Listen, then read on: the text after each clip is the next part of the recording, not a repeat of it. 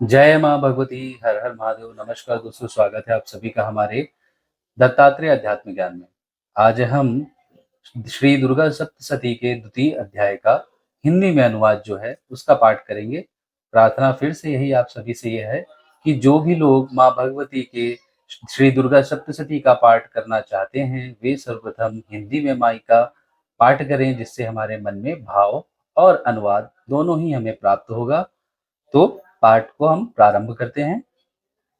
सर्वप्रथम विनियोग है। देवताओं के तेज से देवी का प्रादुर्भाव और महिषासुर की सेना का वध यहाँ पर बताया गया है। विनियोग है। मध्यम चरित्र के विष्णु ऋषि, महालक्ष्मी देवता, ऊष्णिक छंद, शाकंभरी शक्ति, दुर्गा बीज, वायु तत्व और यजुर्वेद स्वरूप हैं। श्री महालक्ष्मी की प्रसन्नता के लिए मध्यम चरित्र के पाठ में इसका विनियोग है। अब ध्यान है।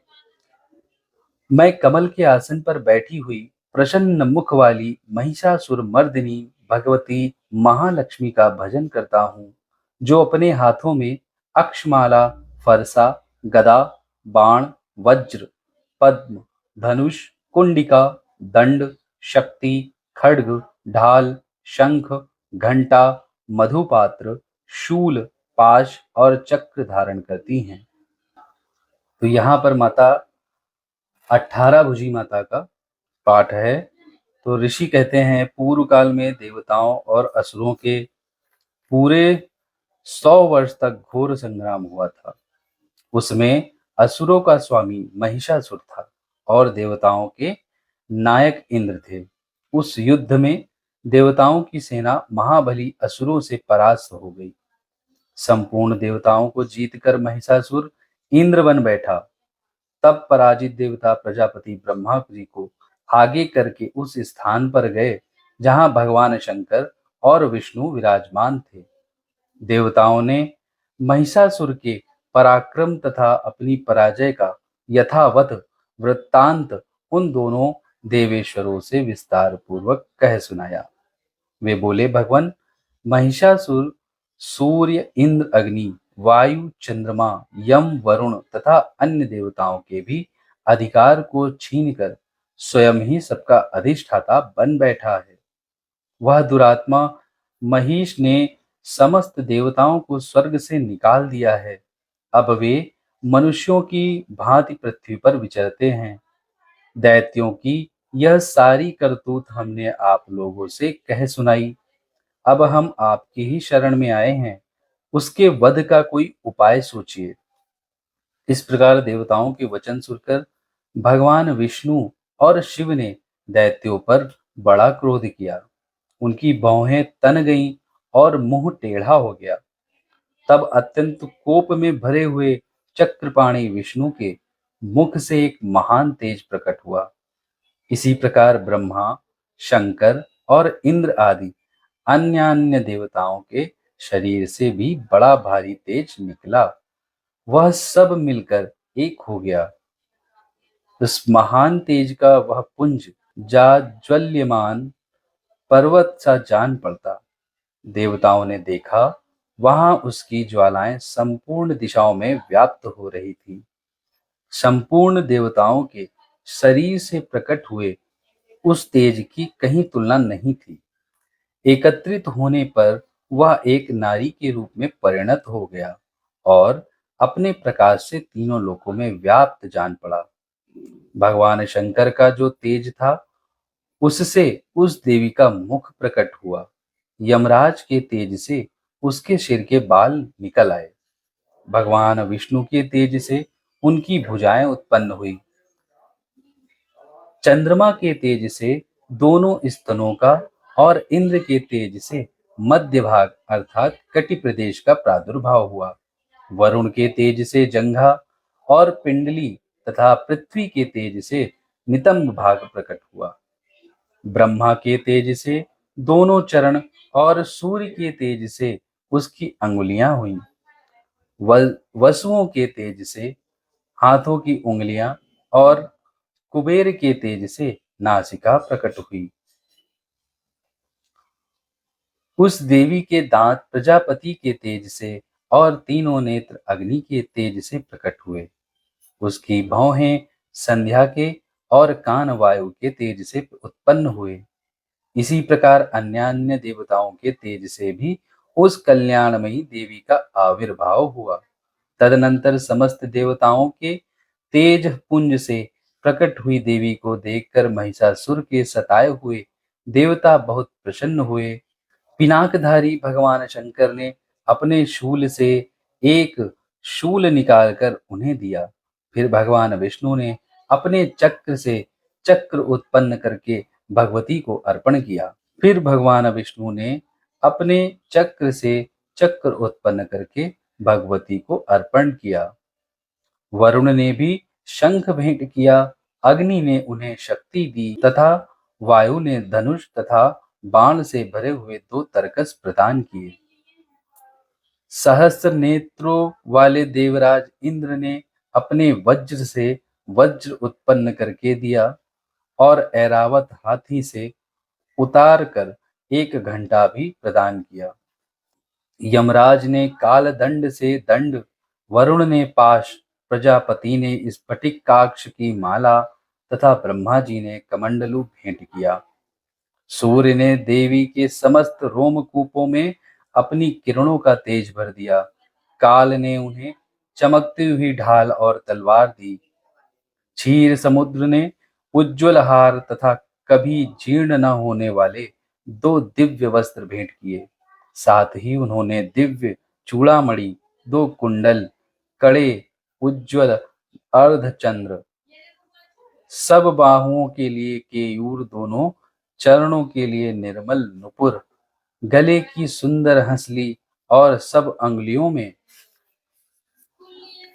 पहनने के लिए रत्नों की बनी हुई अंगूठियां दी। विश्वकर्मा ने उन्हें अत्यंत निर्मल फरसा भेंट किया। साथ ही अनेक प्रकार के अस्त्र और अभेद्य कवच दिए। इनके सिवा मस्तक और वक्ष स्थल पर धारण करने के लिए कभी न कुम्हलाने वाले कमलों की माला दी। जलधि ने उन्हें सुंदर कमल का फूल भेंट किया। हिमालय ने सवारी के लिए सिंह तथा भांति भांति के रत्न समर्पित किए। धनाध्यक्ष कुबेर ने मधु से भरा पान पात्र दिया तथा संपूर्ण नागों के राजा शेष ने, जो इस पृथ्वी को धारण करते हैं, उन्हें बहुमूल्य मणियों से विभूषित नागहार भेंट किया। इसी प्रकार अन्य देवताओं ने भी आभूषण और अस्त्र शस्त्र देकर देवी का सम्मान किया। तत्पश्चात उन्होंने बारंबार अट्टहास पूर्वक उच्च स्वर से गर्जना की। उनके भयंकर नाद से संपूर्ण आकाश गूंज उठा।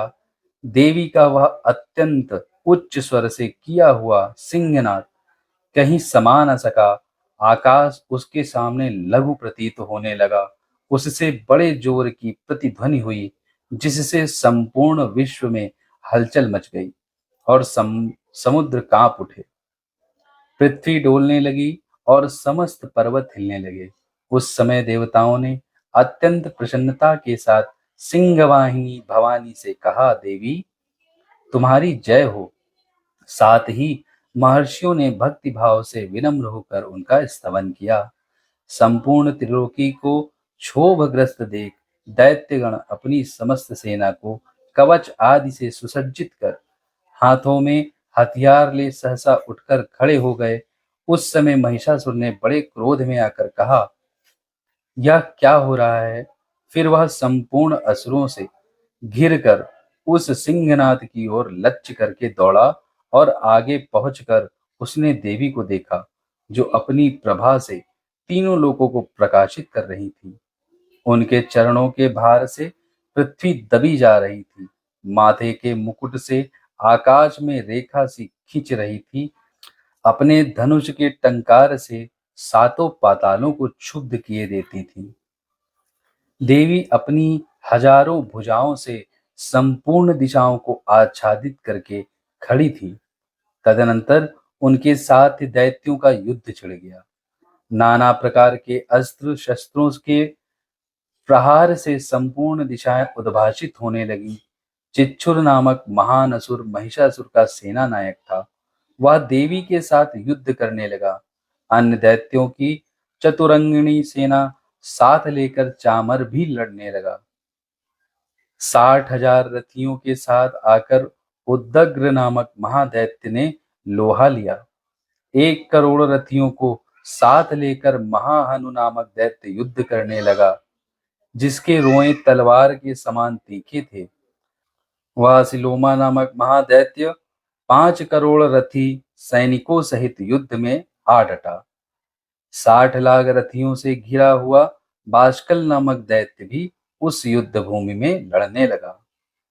परिवारित नामक राक्षस हाथी सवार और घुड़सवारों के अनेक दलों तथा 1 करोड़ रथियों की सेना लेकर युद्ध करने लगा। बिडाल नामक दैत्य 5 अरब रथियों से घिरकर लोहा लेने लगा। इनके अतिरिक्त और भी हजारों महादैत्य रथ, हाथी और घोड़ों की सेना साथ लेकर वहां देवी के साथ युद्ध करने लगे। स्वयं महिषासुर उस रणभूमि में कोटि कोटि सहस्र रथ, हाथी और घोड़ों की सेना से घिरा हुआ खड़ा था। वे दैत्य देवी के साथ तोमर, भिंदीपाल, शक्ति, मूसल, खड्ग, परशु और पट्टिश आदि अस्त्र शस्त्रों का प्रहार करते हुए युद्ध करते रहे। कुछ दैत्यों ने उन पर शक्ति का प्रहार किया, कुछ लोगों ने पाश फेंके तथा कुछ दूसरे दैत्यों ने खड्ग प्रहार करके देवी को मार डालने का उद्योग किया। देवी ने भी क्रोध में भरकर खेल खेल में ही अपने अस्त्र शस्त्रों की वर्षा करके दैत्यों के वे समस्त अस्त्र शस्त्र काट डाले। उनके मुख पर परिश्रम का या थकावट का रंच मात्र भी चिन्ह नहीं था। देवता और ऋषि उनकी स्तुति करते थे। वे भगवती परमेश्वरी दैत्यों के शरीर पर अस्त्र और शस्त्रों की वर्षा करती रही।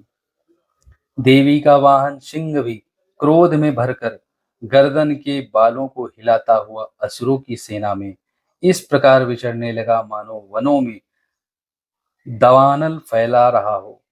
रणभूमि में दैत्यों के साथ युद्ध करती हुई अंबिका देवी ने जितने निश्वास छोड़े, वे सभी तत्काल सैकड़ों हजारों गणों के रूप में प्रकट हो गए और परशु, भिंदीपाल, खड्ग तथा पट्टिश आदि अस्त्रों द्वारा असुरों का सामना करने लगे।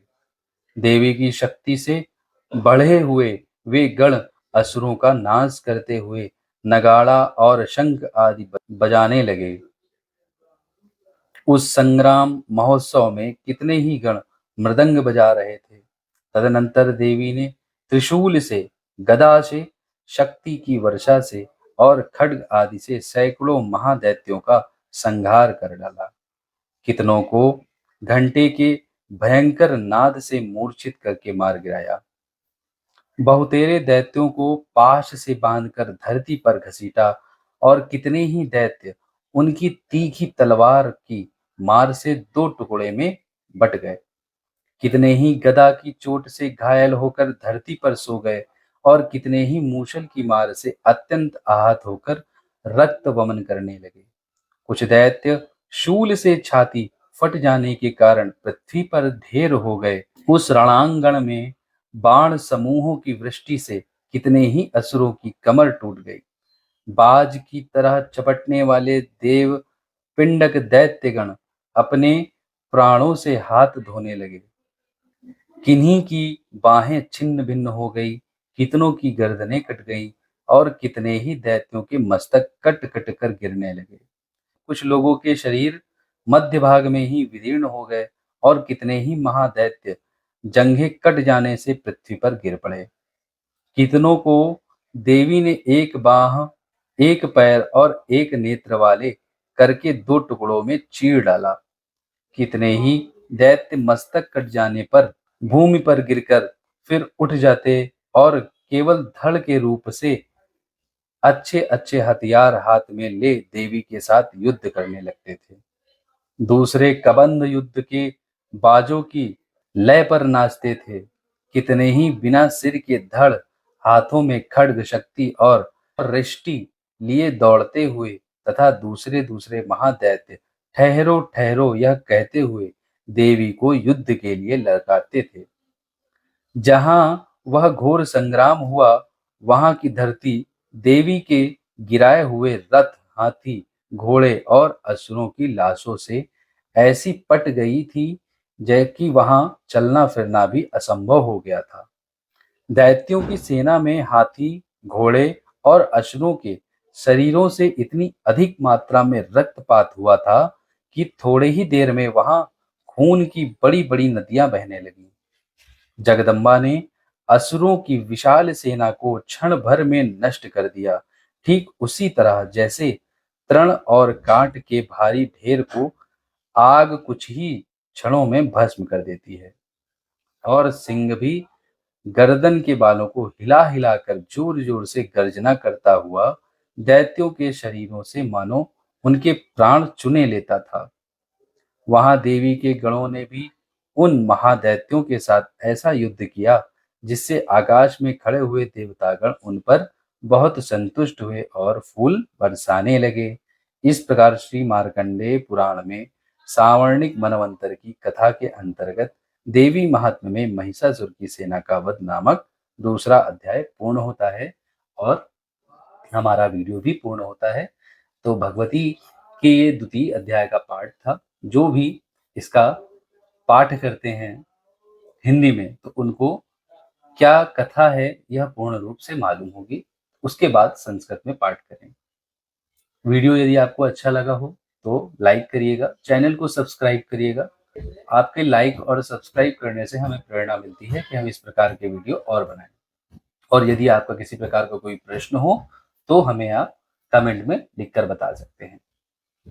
और एक विशेष सूचना यह थी कि जो भी लोग भगवती की विशेष प्रकार से पूजन, उनकी विशेष रूप से भक्ति चाहते हैं तो उनके लिए मैं बताना चाहूंगा कि हमारे गुरुदेव रुद्रांश जी, जिनका यूट्यूब पर ही आपको एक चैनल मिल जाएगा गृहस्थ तंत्र नाम से, बहुत सारे लोग उसमें जुड़े हुए हैं।